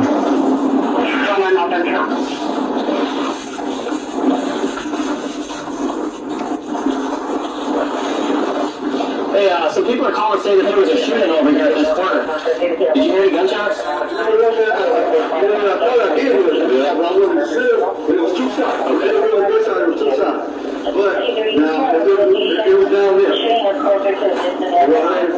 was down there. So you see, Roger, I'm meeting with an MTA employee now at someone on the northwest corner. He's advising you hear 2 shots in the area in the direction of Vista Del Mar and Summit. So yeah. Okay, cool. Did you hear That's loud. any arguing or tire screeching or peeling out, anything like that? Okay, just 2 pops? Yeah, there were 2 pops. I was sitting right there. I was sitting right there. I said, oh, man, that's nice. I said, oh, this sounds like some shot. Yeah. But, you know, it could have been good shot, but it didn't sound good. It did sound like that. It was like that. Okay, cool. Well, thanks. He heard 2, possibly could have been gunshots in that direction, which is by Vista Del Mar. And didn't hear any arguing or fighting leading up to that. No screaming, no tire screeching, anything. And we were on Summit of Vista Del Mar. Vista Del Mar is that weird street that snakes around behind that club, maybe over there. Yeah.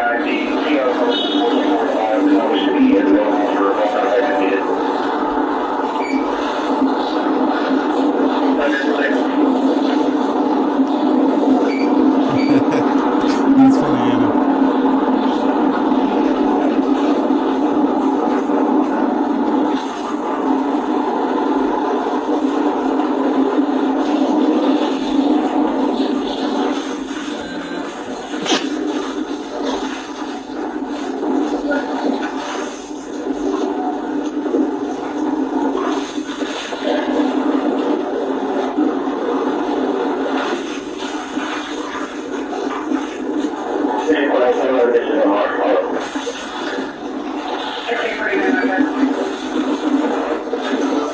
You three follow the scene as well.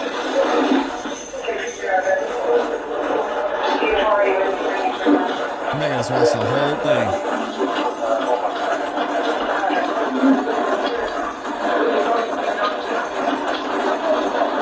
Is it you exciting?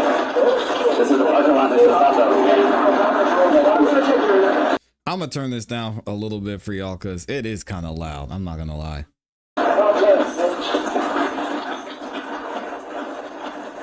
It should be good there. They're not saying much yet anyway.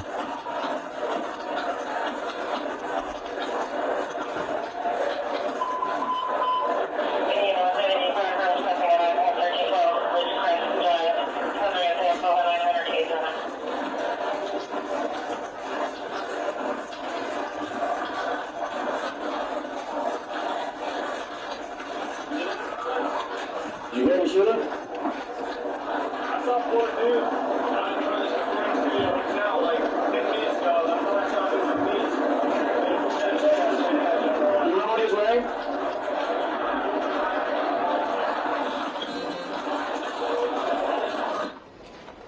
He said, "Did you ID the shooter?" It sounded like. Okay.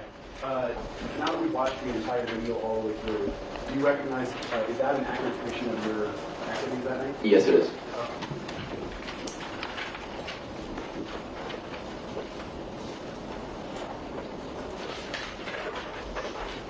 Near the beginning of the transcript on page 2,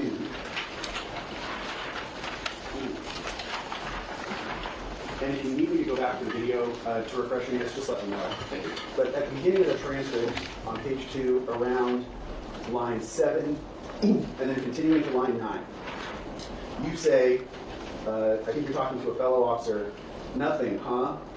Followed by, yeah, it was only one call too. What were you referencing in making those statements?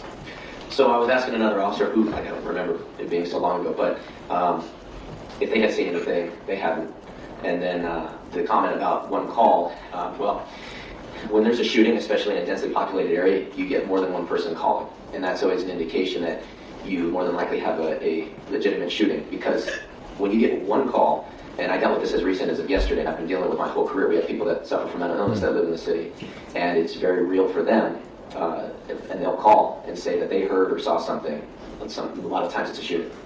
So one call will come out because it's not actually a real shooting, but to them it is. So they call, and we keep track of those incidences, and we find out later on who keeps making those same calls. So when we have one call, especially in a densely populated area, it could be somebody suffering from a mental illness, or it could be a prank call, because we do deal with that, false reports of emergencies.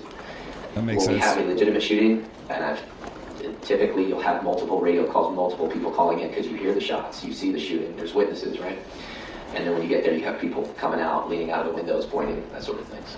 So when you say to the fellow officer, yeah, it was only one call, or words to that effect, are you essentially communicating right off the bat, I'm not so sure if this is going to be a real shooting call? Right, that's correct, yeah. Okay.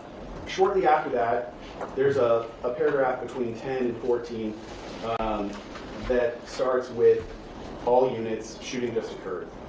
Can you describe for the jurors what that language is, or where that's coming from? Sure, so this is actually the second radio call that came out. So the first call prompted our response there, and while we are there, this line here, 10 to 14, is an additional radio call. So now it's 2 radio calls. And so those comments there give a suspect description, a location of a shooting that occurred, clothing description of the suspects, a description of what happened. He fired into an That's unknown crazy, vehicle yeah. and unknown victims down. And then last direction of travel there, the last sentence, last seen on Selma towards El Centro.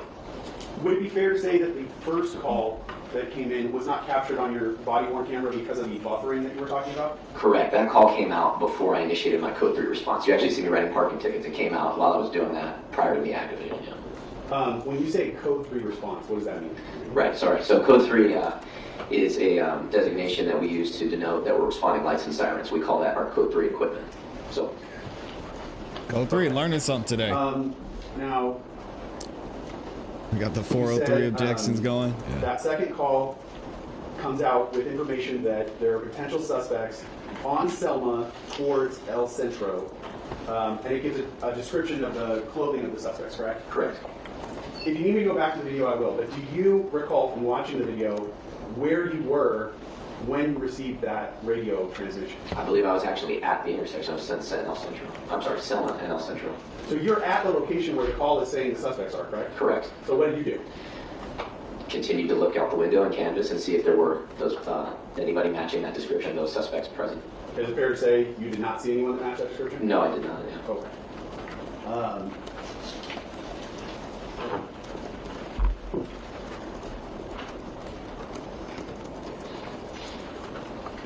I believe on the recording you say, I'm Code 6 at Selma and El Centro. Can you just explain what Code 6 means? Sure.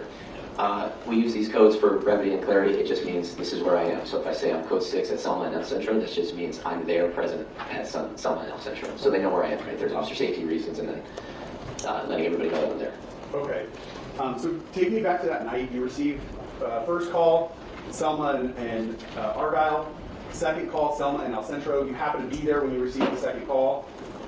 You've not seen what is supposed to be described there. First, do you, based on your long work in patrol, do you have any reason why it's possible that that information would come out, but those people wouldn't actually be there at that time? Maybe a delay in reporting. Okay. Right. So it's possible they were there earlier, and as it gets filtered through the multiple people to get to you, it's just not there at that time? Correct. And then you, as you're at that intersection, Selma and El Centro, you're not seeing these people. What do you do after that? Well, that was when I approached the MTA employee who was seated in his bus, the MTA lot. And what's the point of approaching the MTA employee? Well, when we get to something as a report of a shooting, we have to do everything we can to determine what happened, if anything, right? When we get there, we have to work with what we got, not with what we'd like, but we work with what we got. So if there's anybody in the area, I'd make it a point to obviously go talk to them. Hey, did you hear anything? Did you see anything? There are some people who are reluctant to call the police, but if they're approached when we get there, they may actually provide you some information to work with. Okay. Is it fair to say at that point you were having trouble determining if a crime had even occurred? That's correct, yeah.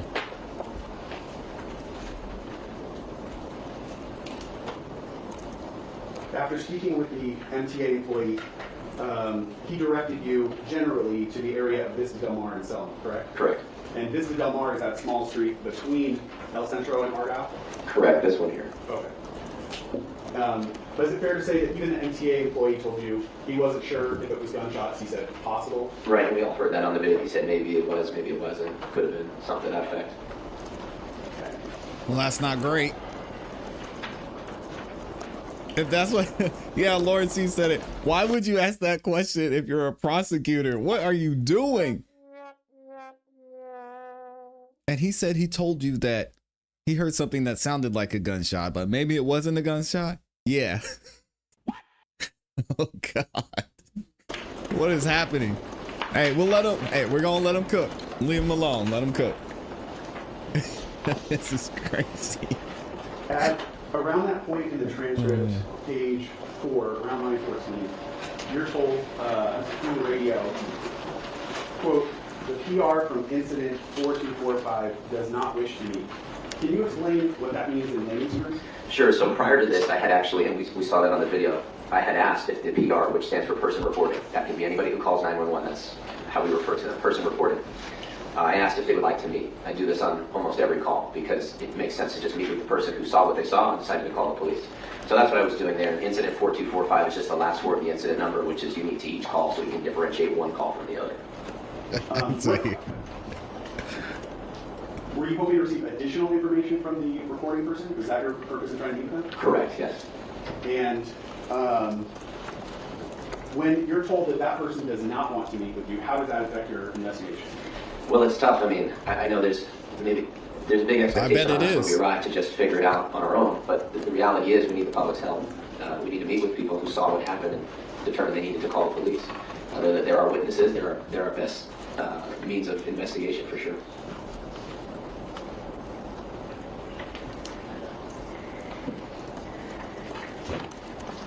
Okay. When you approach the intersection of Vista Del Mar and Selma, so now we're about right where this icon is, where did you go? So we went to the, as was indicated in the comments of the call, the parking lot next to the stop sign is how it was described. And that was the information we had to work off of. And right here is a stop sign controlling traffic east and west on Selma. And there is a parking lot there, which we saw in the video. So I'm going to stop you, Sergeant, sure. Because when you say right here, we have to identify where you're pointing. Sure. He's probably struggling because they were all wearing black. They all had hoodies on. Nobody really saw him except 12E, right? Who was wearing all red. So it would have been tough to identify him. So my recollection when you said right here, and correct me if I'm wrong, was sort of maybe just above where the icon is, the gun icon? Correct, northwest corner of Vista Del Mar and Selma, that parking lot there.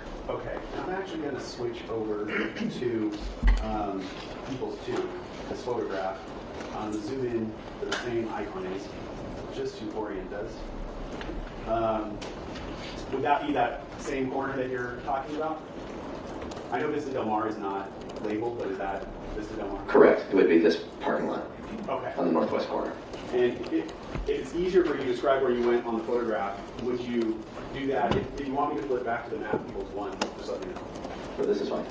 So where did you go after you got to the intersection? So when I got here to the northwest corner, I exited my vehicle and walked the actual parking lot on the northwest corner. So are you saying you stopped your patrol car right at that corner? No, I would say just north of mid-block.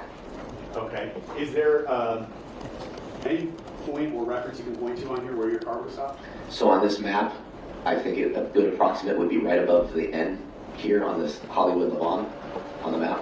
Okay. And after so you drove your patrol car up this street and parked it there, correct? Correct. Where did you go after you got out of your car? To the parking lot here in the northwest corner of Selma and Argyle.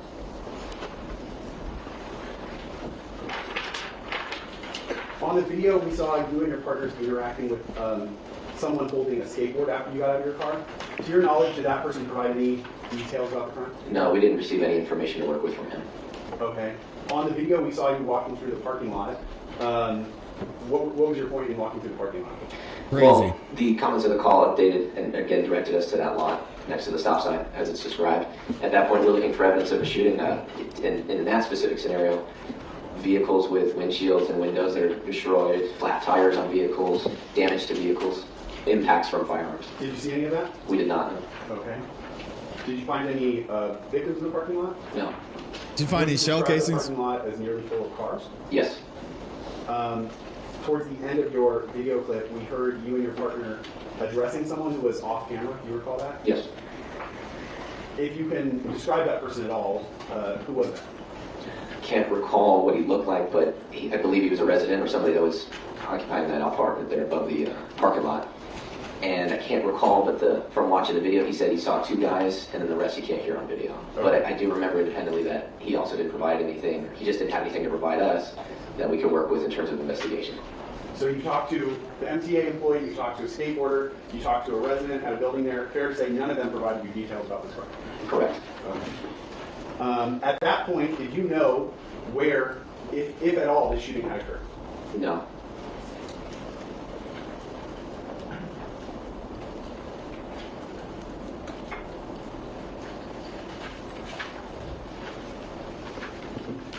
So they basically went out there and didn't find anything. How nice.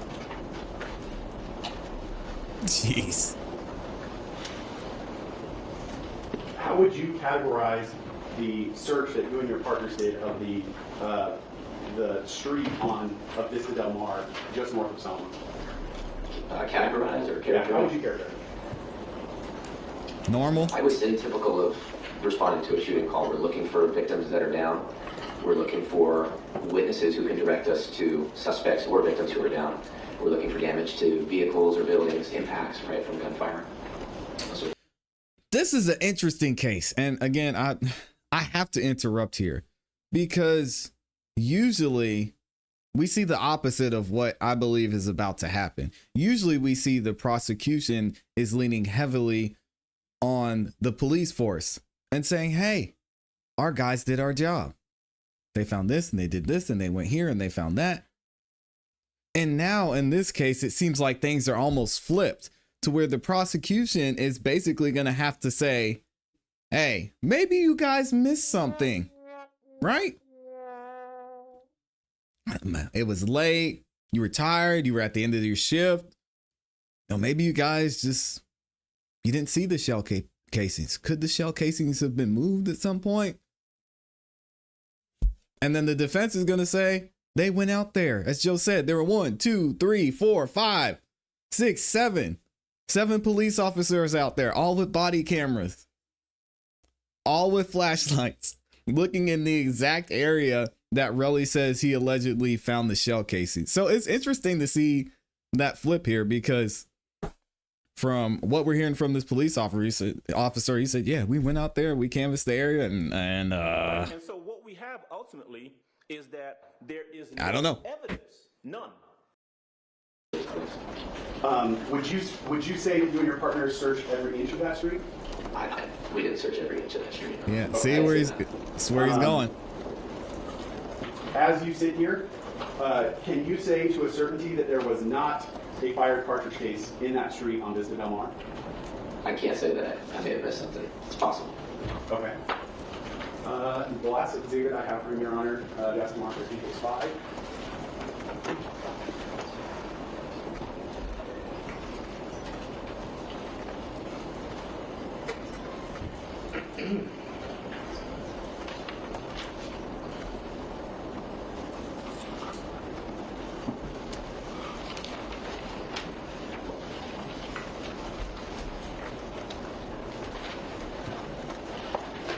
Is it There's a lot of reasonable, shootings in your LA opinion, though. to believe that if there was a expended cartridge casing in that street that you may have missed it? Yes. Oh, hold on. See, I didn't know they were going to do this. I have not watched this yet, y'all. Let me rewind this. What did he just say?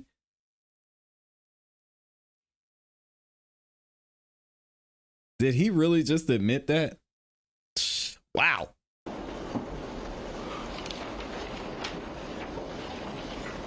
I was not expecting that at all. Is it reasonable, in your opinion, to believe that if there was a expended cartridge casing in that street that you may have missed it? Yes. That is insane for this officer. Wow. That is I did not think he was going to give that answer. What is the People's Five?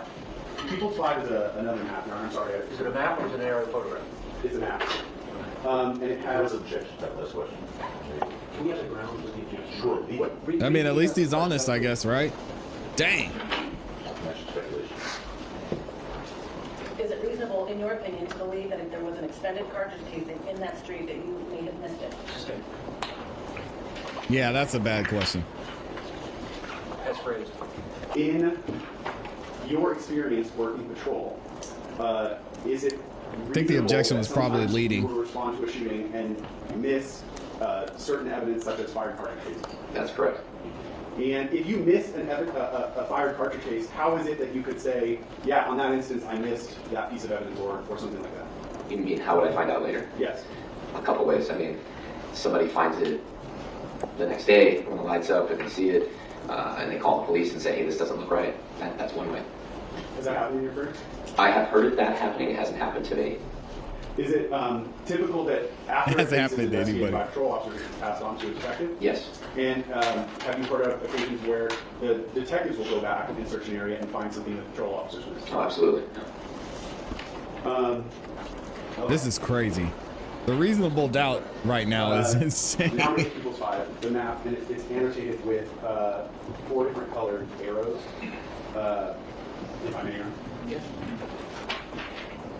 Sergeant. Yeah. Miss Stewart in the chat said reopen all of the sergeant's cases to see if he missed any evidence. What are we doing? What happened to restoring the public having faith in this justice system? And this judge, it's up to you. The area of People's Get it Five over with. Here, you've already described this. Thank you, Amy. Correct. Thank you. Would you agree that the arrows generally reflect the path that you took as you were driving around in your patrol car as we watched it on the body of the video? Yes. So would you have started down here where the number 1 is, headed north on El Centro, made a left turn on Selma, then come south on Argyle, and made a right turn on Sunset? Right, westbound turn on Sunset, yes. Okay. And when you were on Sunset, did you make a U-turn and then head back up Argyle? Correct. Did you cross Selma and go into the bus depot on the corner of Argyle and Selma? Correct. And then did you come out and go to Vista Del Mar and then go north on Vista Del Mar? Correct.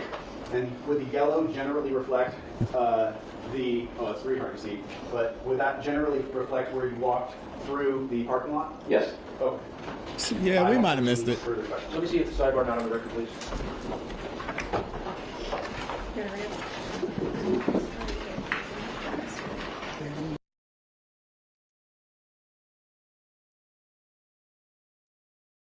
And I was gonna type this out, Catholic Papa, but he said, he said, shouldn't this be a Rico trial? Both their rap names start the same. Sounds like Rico to me. No, it's ASAP on ASAP alleged crime. So no Rico here. I can't imagine there are any other overt acts. Maybe, I guess, 12E getting in between them and pushing them apart. That could be inciting violence. I don't know.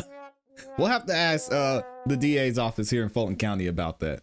It might be the case. I'm going to go up to a certain part, Your Honor. Say again? I'm going to go up to a certain part. That parking brake. I think it just takes right to that floor. Well, we have to break the floor. Yeah, I'm saying. I might be a few minutes short, but we'll get the world here. Hey, Sergeant, how are you? Good, sir. How you doing? Just a couple things. This whole line of questioning about the possibility that you may have missed something. Remember that line of questioning that the prosecutor said about? Yes, sir. You're not trained to miss something. You're trained to find it, correct? Correct. All right. Now, when you say you may have missed something, there were 7 of you guys responding officers at the scene, correct? Did you say 7? Yeah. I don't think it was 7, but It was 7. He said it. Okay, how many do you think there were? I think 3 total. Oh, no. Did you see the video? I did. I only saw 2 others, including myself. That's 3. How about Brian Hughes? You know him? Kijevix, yes. Was he there? I believe so, yes. How about John Cook? Yes. Okay. Gerardo Sweeney? Don't recall. Okay. Steve Lawson? Also same. Rocky Martinez? Same. How about Come Adrian on, Rodriguez? officer. Don't remember seeing him. And was it Anita? Anita? No, sir. You don't remember seeing him? No. So, Wow. Anyway, there is camera footage of other officers, not just yours, right? Correct, yeah. Anyway, long story short, you don't know if you missed something, right? I don't think anybody would know if they missed something, right? Right. Yeah. Right. What was the first time you discussed the possibility that maybe you missed something with the prosecutors? What was the first time you discussed that? I mean, today we reviewed stuff, right? I don't know. I wasn't there. This is Today. insane. Correct. But it was the first time you discussed maybe I missed something. Yeah. When did this happen? Oh, this was in 2021. Oh. And what is it now? This is 2025. Okay. So, for the first time since 2021, today is the first time we discussed with the prosecutors, oh, I may have missed something. Correct. And the first time you met with them, Come on, man. anyone in this case, was on Wednesday, right? No, today is the first time I met with them. Spoke with them on the phone On Wednesday? Wednesday, I believe, about scheduling and about appearing Okay. to court. So today's the first time you met with them? Met with them in person, yes. And the first time you discussed testimony was today? Yes. You didn't discuss it on Wednesday? No, we discussed scheduling and what the case was about. That's it. Boy, this guy. Come on, I'm taking officer. you seriously. By the way, let me stop for a second. You were asked what you were looking for hypothetically when you arrived at the scene of a call for a shooting. You recall that? Yes. And you said victims, yes? Yes. Damage to property, correct? Correct. What about shell casings? Would you look at that too? Sure. But you didn't mention that. That would be something, right? Absolutely, yes. Yeah. He lies like his You mama. take your duties Oh, as a law no. enforcement officer seriously, don't you? I do. You do. And because of that, you make your best effort to perform your duties to the best of your ability. Right.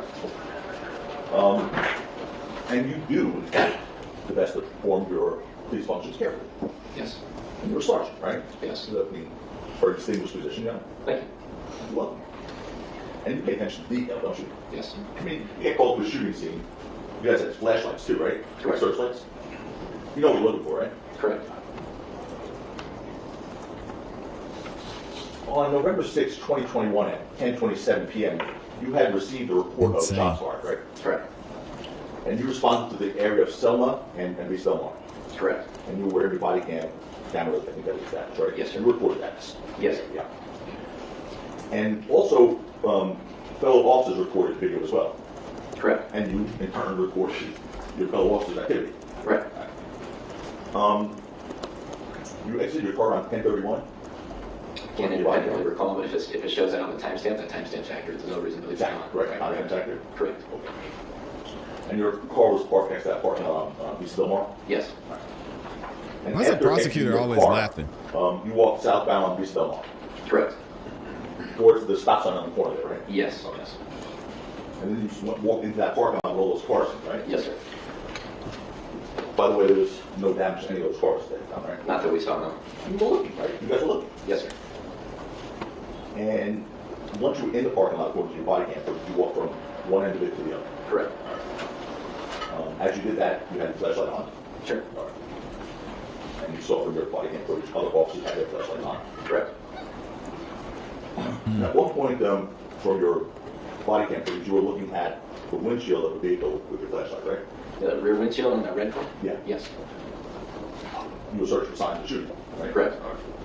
You didn't find any broken glass? No. No damage scars? No. No bullet holes? No. You established no shell casings? Correct. No blood? Correct. In fact, you didn't find any signs of shooting, right? Correct. Now, I think you said there have been times you responded to a reported shooting only to find that the person who made the call intentionally lied about it, right? Right, like the false report of emergency or Yeah. somebody suffering from an illness. Yes. Right. So that would be intentional lie, right? Yes. Okay. And you agree that if someone misreports a shooting that never really happened, you wouldn't expect to find any evidence of it when you get there, right? Right. Okay. Now, your own body cam footage ended at 22:33 meaning 10:33 and 16 seconds, right? Okay. But you still remained on the scene after that was turned off, right? Well, I can't remember, but if I'm turning it off, it's because I've concluded what I need to do, and then I'm leaving. Well,